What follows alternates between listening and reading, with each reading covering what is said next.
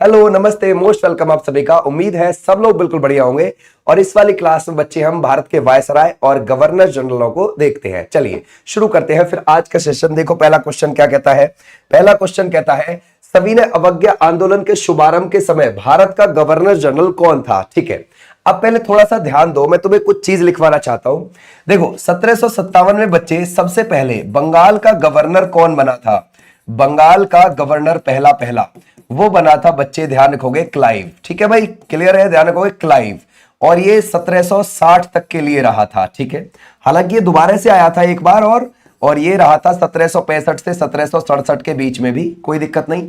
अब बच्चे पूछ रहा है फिर इसका आखिरी, ध्यान रखोगे, आखिरी कौन रहा था बंगाल का गवर्नर ही बनके।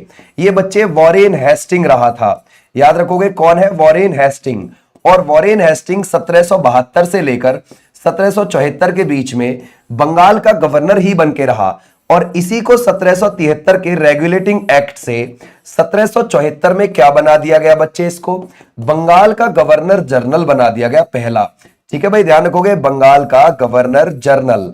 ठीक है भाई, इसको बना दिया गया। और फिर ये कब तक रहा, 1785 तक, ध्यान रखोगे, इस पद पर बंगाल के गवर्नर जनरल। उसके बाद बाकी बंगाल के गवर्नर जनरल आते रहे भाई। ठीक है, फिर बच्चे अगर आप देखोगे जो आप विलियम बेंटिक को देखते हैं, ठीक है भाई, ध्यान रखोगे, विलियम बेंटिक 1833 के बीच में क्या था बच्चे, वो था, ध्यान रखोगे, यहां पर ये बंगाल का गवर्नर जनरल बनके, ठीक है भाई, ध्यान रखोगे, बंगाल का गवर्नर जनरल बनके था। ठीक है भाई, क्लियर हो जाएगा, बंगाल का गवर्नर जनरल बनके था। ओके भाई, क्लियर हो जाएगा, समझ गए। अच्छा, वो बंगाल का गवर्नर जनरल बनके था। अब उसी को क्या कर दिया गया बच्चे, 1833 में उसको बना दिया गया भारत का गवर्नर जनरल। भारत का गवर्नर जनरल, तो मैं यूं कह सकता हूं, ठीक है भाई, बंगाल का आखिरी गवर्नर जनरल। और फिर उसी को क्या बना दिया गया, भारत का गवर्नर जनरल पहला। कब बना दिया गया, 1833 में। ठीक है बच्चे, फिर वो 1833 से लेकर 1835 तक वो क्या रहा है बच्चे, ध्यान रखोगे, भारत का गवर्नर जनरल बनके। फिर बाकी आते रहे भाई, है ना भाई, ध्यान रखोगे, फिर बाकी आते रहे। ओके बच्चे, ध्यान रखोगे, बाकी भारत के गवर्नर जनरल आते रहे। फिर ऐसे ही भारत का आखिरी गवर्नर जनरल कौन है, वो है बच्चे लॉर्ड कैनिंग। याद रखोगे कौन हो जाएगा, लॉर्ड कैनिंग हो जाएगा। और कैनिंग 1856 से लेकर 1858 तक इस पद पर रहा और भारत का गवर्नर जनरल लास्ट ये था। और फिर क्या बन गया बच्चे, इसी कैनिंग को बना दिया गया वायसराय। ठीक है बच्चे, तो 1858 से हमारे शुरू हो गए थे वायसराय, और फिर आखिरी वायसराय जो था वो माउंटबेटन था। ठीक है, क्लियर। अच्छा, अब आपसे पूछा जा रहा है कि सविनय अवज्ञा आंदोलन के शुभारंभ के समय भारत का गवर्नर जनरल कौन है। सविनय अवज्ञा आंदोलन कब शुरू हो गया है, दांडी मार्च के तौर पर 12 मार्च 1930 में शुरू हो गया था। ठीक है बच्चे, ध्यान रखोगे, जैसे ही दांडी मार्च शुरू हुआ वैसे ही सविनय अवज्ञा आंदोलन भी शुरू हुआ। तो बच्चे इस समय पर याद करो 1926 से लेकर 1931 के बीच में आपको कौन लगता है, तो हमारा राइट आंसर है Irwin is the right answer. Okay, Irwin था यहां पर हमारा, क्या ध्यान रखोगे बच्चे, भारत का, ध्यान रखोगे, उस समय पर। हालांकि ये गवर्नर जनरल नहीं था, ये वायसराय था, ये बात आप ध्यान रखोगे। क्लियर हो जाएगा बच्चे, क्या था, वायसराय था। लेकिन क्वेश्चन में हमको लिख के दे रहा है कि भाई भारत का गवर्नर जनरल, लेकिन ध्यान रखोगे हमें क्या रखना है, वो क्या था, वायसराय था यहाँ पे। ठीक है, अच्छा, अब आते हैं अगले क्वेश्चन पर। बोलते सती प्रथा को किसने समाप्त किया। अच्छा, अगर हम देखेंगे बच्चे कौन रहा, है ना भाई, बंगाल का गवर्नर जनरल बनके कौन रहा है, जरा याद करो। ठीक है भाई, है ना भाई, इस समय पर, इस बीच में वो रहा है विलियम बेंटिक। याद रखोगे कौन है, विलियम बेंटिक। तो इसी विलियम बेंटिक ने 1829 में सती प्रथा का अंत किया था। ठीक है भाई, ध्यान रखोगे, इसी ने बच्चे 1830 में ठगी प्रथा का अंत किया था। कौन सा, ठगी प्रथा का अंत। ठीक है, ये भी इसने किया था, सही बात है भाई। ठीक है, ध्यान रखोगे, और ठगी प्रथा के विरुद्ध अभियान किससे चलवाया था, कर्नल स्लीमन से। याद रखोगे किससे बच्चे, कर्नल स्लीमन। ये भी चीज आप ध्यान रखोगे, तो पेपर में पूछ लेता है स्लीमन आयोग किससे संबंधित है, ठगी प्रथा से संबंधित है, याद रखना। ठीक है, फिर बच्चे इसको 1833 में क्या बना दिया गया, भारत का गवर्नर जनरल बना दिया गया। क्या बना दिया गया बच्चे, भारत का गवर्नर जनरल बना दिया गया। ठीक है, यहां पर क्या था वो बच्चे, बंगाल का गवर्नर जनरल 1828 से 1833। 1833 में भारत का गवर्नर जनरल बना दिया, 1835 तक के लिए इसको। ठीक है बच्चे, क्लियर हो जाएगा। अच्छा, इसने फिर 1834 में क्या काम किया, बंगाल को नई ध्यान रखोगे इसको, आगरा को नई प्रेसिडेंसी बनाया, आगरा प्रेसिडेंसी बनाई बच्चे इसने नई, ये भी चीज आप ध्यान रखोगे। ठीक है भाई, क्लियर हो जाएगा, ऐसे आप ध्यान रखोगे, हमारा राइट आंसर हो जाएगा यहां पर ये वाले बच्चे, बिल्कुल ठीक है। बोलते हैं श्रीरंगपट्टनम की संधि टीपू सुल्तान और किसके बीच में हुई है बच्चे, श्रीरंगपट्टनम मैसूर साम्राज्य की राजधानी थी।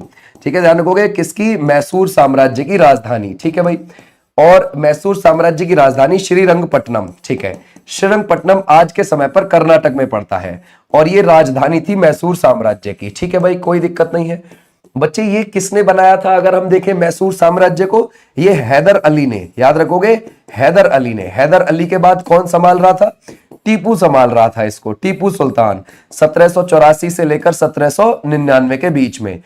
तो भाई ये टीपू के बीच में, और ध्यान रखोगे यानी कि मैसूर साम्राज्य और अंग्रेजों के बीच में लड़ाइयां चल रही थी कंटिन्यूअसली।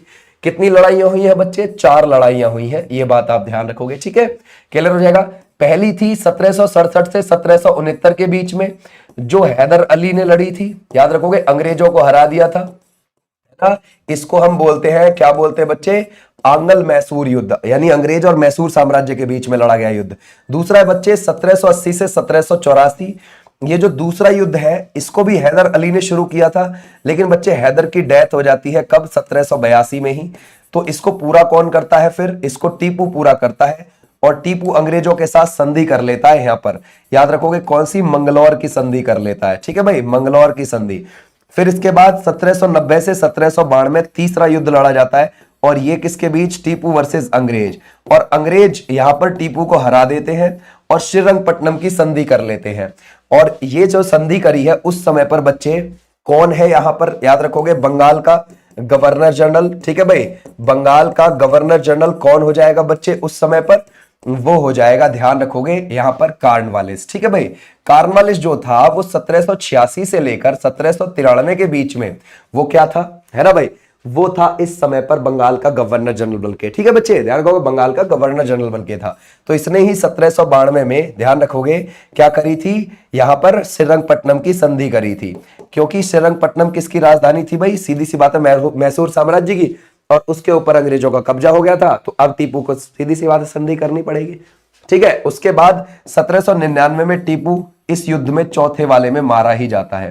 ठीक है बच्चे, 4 युद्ध हुए, 1 2 3 4। ठीक है भाई, ध्यान रखोगे, चौथे में 3 मई 1799 को, ध्यान रखोगे 4 मई को हुई थी ऑफिशियली, तो ध्यान रखोगे घोषणा कि टीपू की डेथ हो गई है 4 मई 1799 को। ठीक है बच्चे, क्लियर हो जाएगा यहां तक भाई, डन। तो यहां पर कौन था, कार्नवालिस, ये बात ध्यान रखना। अच्छा, कार्नवालिस को बच्चे क्या है, पुलिस, ध्यान रखोगे, पुलिस प्रशासन का जनक कहा जाता है इसको, ये भी चीज आप ध्यान रखोगे, पुलिस प्रशासन। ठीक है भाई, ध्यान रखोगे, पुलिस प्रशासन का जनक है ये भी चीज आप ध्यान रखोगे।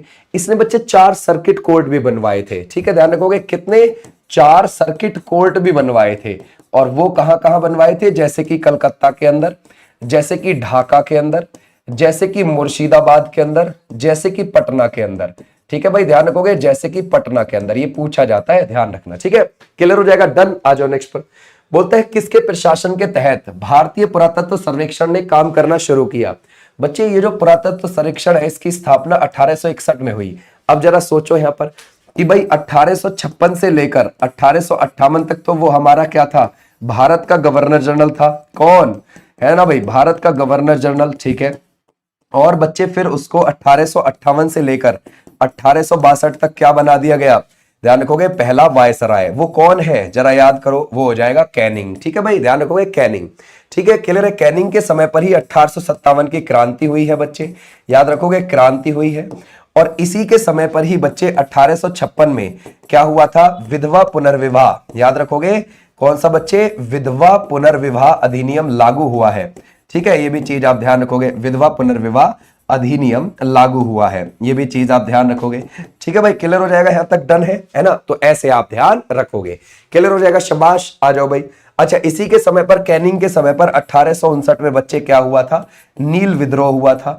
और ये नील विद्रोह कहां पर हुआ है बच्चे, ये हुआ है बंगाल वाले क्षेत्र में। और इसको है ना कौन लीड कर रहे थे, दिगंबर विश्वास और विष्णु विश्वास। ठीक है, इसी के ऊपर नील दर्पण बुक लिखी हुई है, याद रखोगे, दीनबंधु मित्र ने। ओके, आ जाओ नेक्स्ट पर।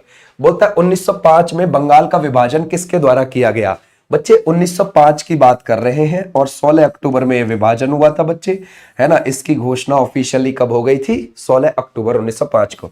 तो अगर आप देखोगे 1899 से लेकर और बच्चे ध्यान रखोगे 1905 के बीच में यहाँ पर वायसराय कौन था बच्चे? करजन। करजन सबसे ज्यादा अलोकप्रिय वायसराय था भारत का, अलोकप्रिय वायसराय, ये भी चीज आप ध्यान रखोगे, ठीक है, क्लियर हो जाएगा। इसकी जो आत्मकथा है बच्चे, वो आत्मकथा किसने लिखी है? ये लिखी है ध्यान रखोगे रोनाल्ड से, इसने लिखी हुई है इसकी आत्मकथा, ठीक है बच्चे, क्लियर हो जाएगा। और गोपाल कृष्ण गोखले जी ने इसको क्या बोला है? आधुनिक भारत का औरंगजेब, याद रखोगे, आधुनिक भारत का औरंगजेब, ये भी चीज आप ध्यान रखोगे, ठीक है, क्लियर हो जाएगा, समझ गए। अच्छा, इसके समय पर यहां पर पाउंड शुरू हो गया था बच्चे, पाउंड को मान्यता मिल गई थी, पाउंड करेंसी को, ठीक है। एक पाउंड 15 रुपए के बराबर होता था इसके समय पर, ये भी आप ध्यान रखोगे, ठीक है भाई, क्लियर हो जाएगा। अच्छा, अगर हम देखें बच्चे, इसके समय पर एक अधिनियम भी लाया गया था जिसमें यह बोला गया था कि पंजाब के क्षेत्र में, पंजाब की जमीन ऐसे लोगों को नहीं दी जाएगी जो गैर कृषक है, गैर किसान है, उनको नहीं बेची जाएगी उनकी जमीन, जबरदस्ती वहां पर कब्जा नहीं करवाया जाएगा, पंजाब की भूमि पंजाब के किसानों के लिए ही रहेगी, ठीक है, कोई दिक्कत नहीं। ये बंगाल के बारे में या फिर भारत के बारे में ये कहता था कि पूर्व में, मतलब ईस्ट में, भाई ये तो हमको ईस्ट बुलाते थे, पूर्वी लोग बुलाते थे, कि ईस्ट में एक ऐसा विश्वविद्यालय है जहां कभी किसी को डिग्री नहीं मिलती। एक इसका ये बहुत डायलॉग फेमस हुआ है। एक इसका एक और डायलॉग हुआ कि मैं वायसराय बनने के बाद कलकत्ता का महापौर बनना चाहूंगा, यानी कि मेयर बनना चाहूंगा। ये वहां की प्रशासनिक व्यवस्था को देखते हुए मजाक लेता था, ठीक है। इसका किचनर के साथ, इसके सेनापति के साथ विवाद हो गया था, इस वजह से यहां से चला गया, वरना ये जाता भी नहीं, ठीक है। तो ये भी चीज आप ध्यान रख सकते हो।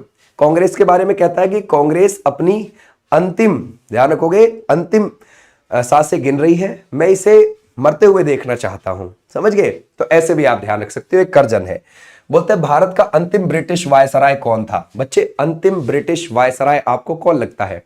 तो बच्चे आपको लगेगा, इसमें से ध्यान रखोगे, लिलिंथियागो है, वेवेल है, माउंटबेटन है, या फिर इरविन लगता है। अंतिम ब्रिटिश वायसराय है बच्चे माउंटबेटन। कब आया है? 1947 में आया है बच्चे, फरवरी में।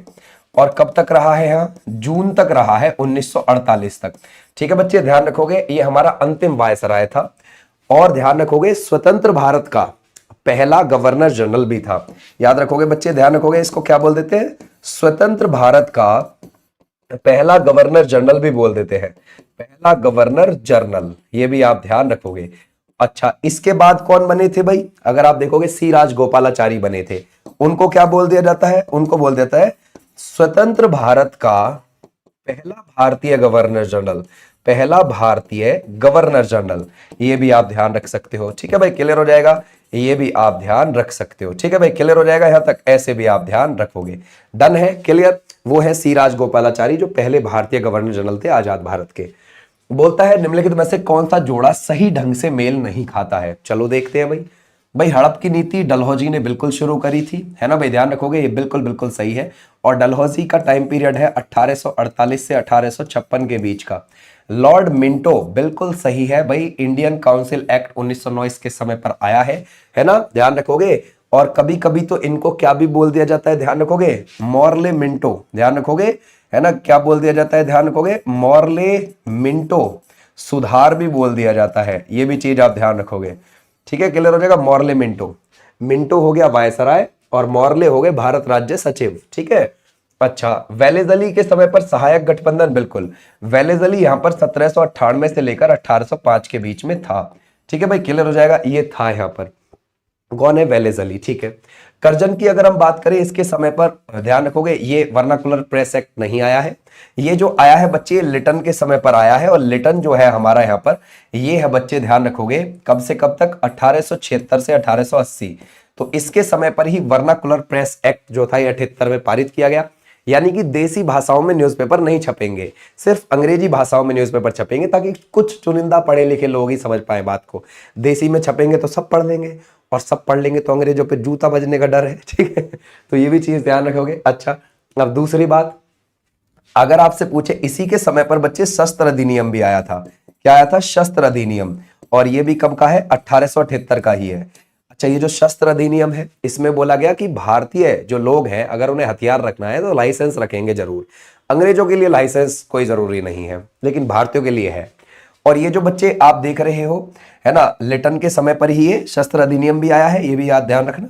और लिटन के समय पर ये जो आया था ना बच्चे, कौन सा, वर्नाकुलर प्रेस एक्ट, इसको 1882 में खत्म कर दिया था रिपन ने आके, है ना। रिपन यहाँ पर 1880 से लेकर 1884 के बीच में वायसराय था, उसने इसको यहाँ पर खत्म कर दिया था। ठीक है, क्लियर हो जाएगा बिल्कुल प्रॉपर। अच्छा, इतनी बात हो गई हमारी यहाँ तक डन।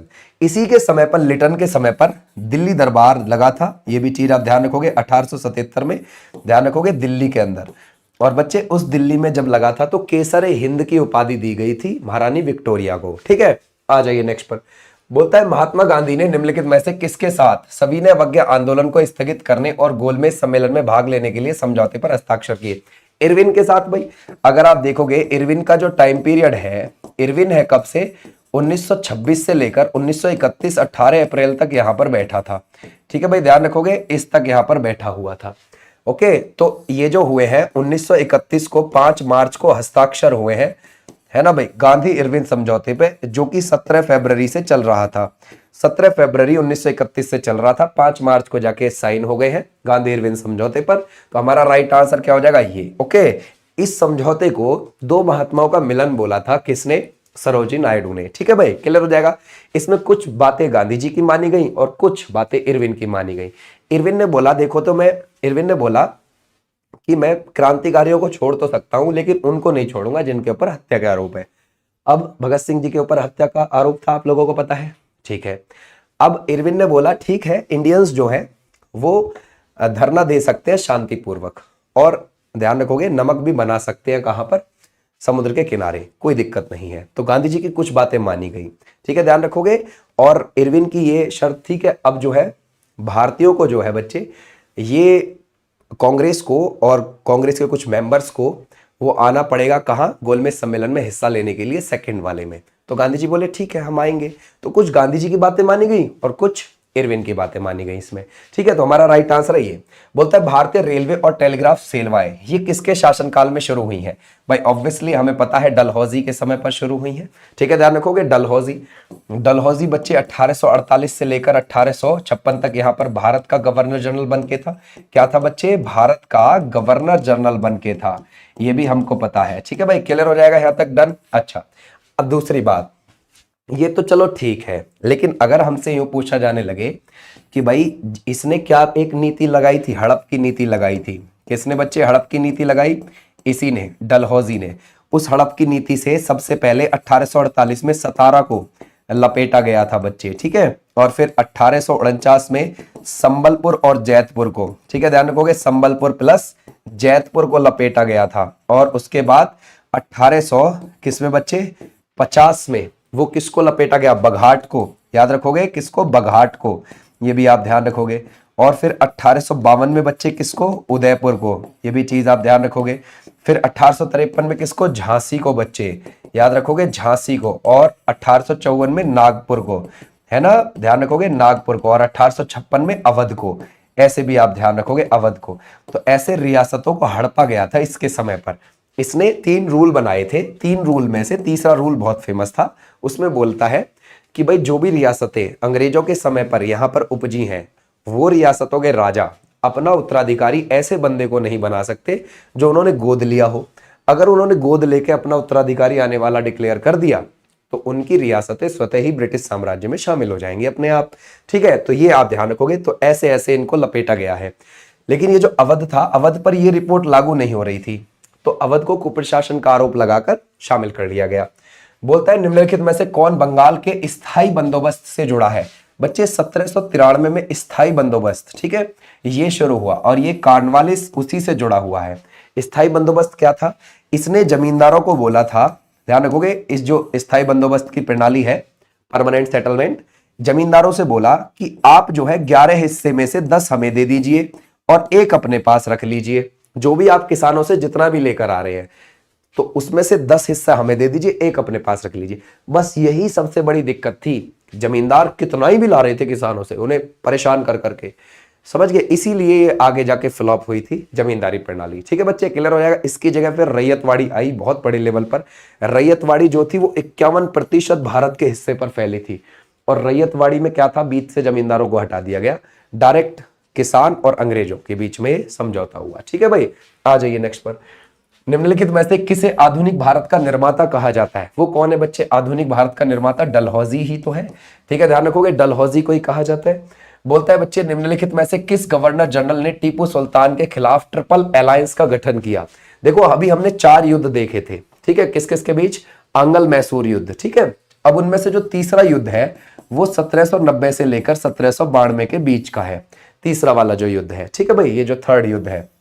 अब इसी बीच में क्या हुआ, यहां पर ध्यान रखोगे, ट्रिपल अलायंस बनाया। किसने बनाया बच्चे? यहां पर जरा सोचो कि यहां पर कौन हो सकता है? कॉर्नवालिस हो सकता है, क्योंकि भाई अगर आप देखोगे 1786 से 1793 के बीच में यहीं पर यही था बंगाल का गवर्नर, है ना, ध्यान रखोगे, बंगाल का गवर्नर जनरल बन के यही बैठा हुआ था। तो बच्चे इसी ने क्या बनाया है? Triple alliance. वो ट्रिपल अलायंस में कौन थे?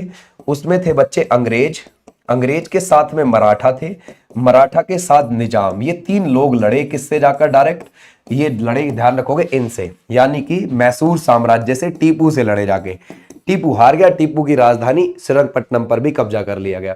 ओके, और टीपू के बच्चों को भी गिरफ्तार करके ले गए। ऊपर से 3 करोड़ का हर्जाना टीपू को देना पड़ा, तब उसके बच्चे छूट कर आए। समझ गए? और श्रीरंगपट्टनम की संधि हुई थी यहां पर अंग्रेजों और, ध्यान रखोगे, मैसूर साम्राज्य के बीच में। ठीक है भाई, क्लियर हो जाएगा। आ जाओ नेक्स्ट पर।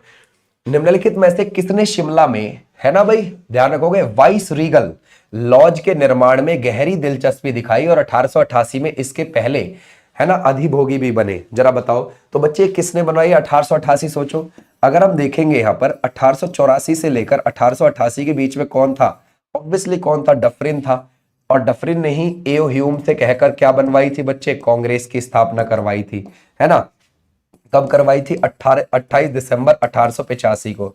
ये भी चीज आप ध्यान रखोगे। ठीक है भाई, क्लियर हो जाएगा। शाबाश, ऐसे आपने ध्यान रखना है। आ जाओ नेक्स्ट पर।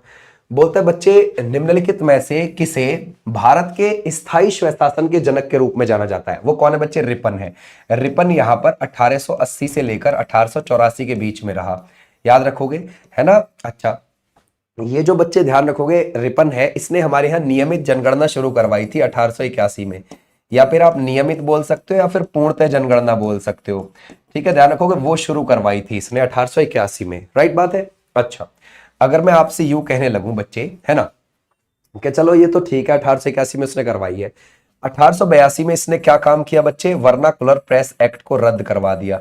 वर्नाकुलर प्रेस एक्ट को क्या करवा दिया बच्चे? रद्द भी करवा दिया था। ये भी चीज आप ध्यान रखोगे। ठीक है, क्लियर हो जाएगा। ये कौन है? रिपन है, स्थानीय स्वशासन का जनक कहा जाता है। ठीक है, अच्छा, आ जाओ नेक्स्ट पर।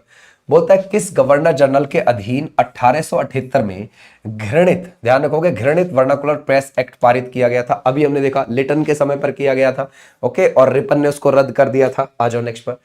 1911 में रास बिहारी बोस की अध्यक्षता में दिल्ली षड्यंत्र मामले में निम्नलिखित में से कौन हत्या के प्रयास का लक्ष्य था? जरा बताओ, मतलब किसको ठोकना चाहते थे? सीधी सी बात है बच्चे, लॉर्ड हार्डिंग सेकंड को। ये जो था, ये वायसराय 1910 से लेकर 1916 के बीच में था। ये वायसराय था 1910 से लेकर 1916 के बीच में। तो क्या हो रहा था कि बच्चे 1911 में दिल्ली दरबार लग रहा था एक, है ना, ध्यान रखोगे, ये दिल्ली दरबार लग रहा था। तो दिल्ली दरबार में कौन आया हुआ था? जॉर्ज फिफ्थ आया हुआ था और महारानी मैरी आए हुए थे, है ना भाई, महारानी मैरी। तो सीधी सी बात है, ये भाई साहब भी अपने हाथी पर चढ़कर पूरे जुलूस के साथ होकर जा रहे थे दरबार की ओर। अब वहां पर बहुत सारी महिलाएं भी देख रही थी। तो एक बसंत कुमार विश्वास थे, जो किन्होंने भेजे थे? वो रास बिहारी बोस ने भेजे थे, बसंत कुमार विश्वास। तो वो महिलाओं के कपड़े पहन के खड़े हुए थे उन्हीं महिलाओं के बीच में, और जाके बम फेंक दिया। और जैसे ही बम फेंका, वो जो लॉर्ड हार्डिंग सेकंड था, ये ऊपर से नीचे गिर गया, इसको थोड़ी सी चोट भी आई। और जो बम के छर्रे थे, उन छर्रों से वो इसकी कमर पे लगे, टांगों में लगे, तो ये बच गया। लेकिन जो महावत था उसकी डेथ हो गई, जो हाथी के ऊपर बैठा हुआ महावत था बच्चे, उसकी डेथ हो गई, समझ गए, लेकिन ये बच गया। अब ये जो आपको लगते हैं बसंत कुमार विश्वास, ये वहां से दिल्ली से भाग गए, और दिल्ली में बहुत छानबीन हुई, खोजबीन हुई, किसकी? इनकी, बसंत कुमार विश्वास की। लेकिन ये भाग के कहाँ चले गए? ये चले गए अपने बंगाल वाले रीजन में। जब ये आगे जाके 1914 में इनके पिता का देहांत हो गया था और ये उस देहांत में शामिल हुए, तब अंग्रेजों ने इनको गिरफ्तार कर लिया गया। समझ गए, अंग्रेजों ने गिरफ्तार किया इनको और इनके साथियों को भी किया था।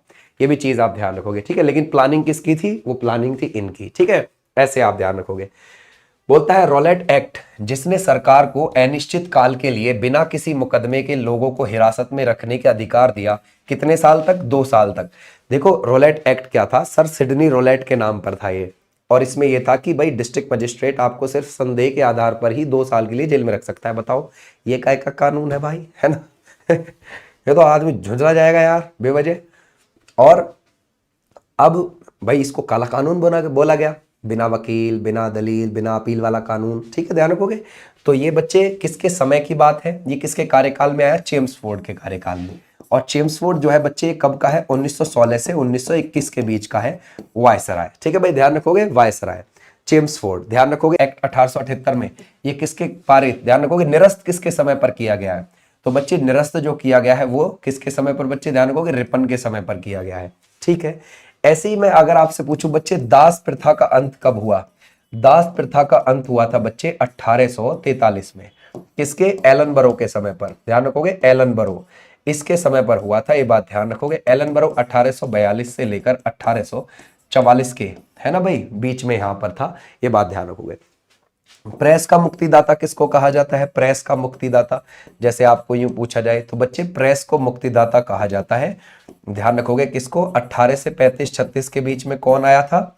वो विलियम बेंटिक के बाद आया था ये, ठीक है, ध्यान रखोगे। प्रेस का मुक्तिदाता कौन? चार्ल्स मेटकॉफ, याद रखोगे चार्ल्स मेटकॉफ, ये भी चीज आप ध्यान रखोगे, ठीक है, क्लियर हो जाएगा, समझ के ऐसे भी आप ध्यान रखना, ठीक है। और अगर आपसे पूछे सबसे लंबे समय तक कौन बैठा है? लिलिन थियागो बैठा है, याद रखोगे बच्चे, वायसराय बनके, लिलिन थियागो, याद रखोगे, क्लियर हो जाएगा बच्चे, लिलिन थियागो। ये कब से कब तक बैठा था बच्चे लिलिन थियागो? 18, ध्यान रखोगे 1936 से लेकर 1900, ध्यान रखोगे 44 के बीच में, ठीक है बच्चे, क्लियर हो जाएगा, ऐसे भी आप ध्यान रख सकते हो, ठीक है, क्लियर है, समझ गए। और ऐसे ही डलहौजी भी 1848 से 1856 के बीच में बैठा है। वो बैठा है बच्चे किन लोगों में? भारत के गवर्नर जनरल में। ये वायसराय में बैठा है, ठीक है, वायसराय में 1836 से लेकर 1936 से 1944 के बीच का टाइम है इसका, ठीक है। तो ये थी तुम्हारी आज की क्लास बच्चे, ये थे तुम्हारे क्वेश्चंस। हमने इसमें बहुत सारी चीजों को कवर किया, इनको तुम अपना कंप्लीट आज की क्लास बच्चे, ओके। अब मैं फिर मिलूंगा आपको, यहाँ पर डेली वीडियोज आती रहती है, रोज हमारे 10 बजे यहाँ पर लाइव भी होती है क्लास। थैंक यू, टाटा, नमस्ते।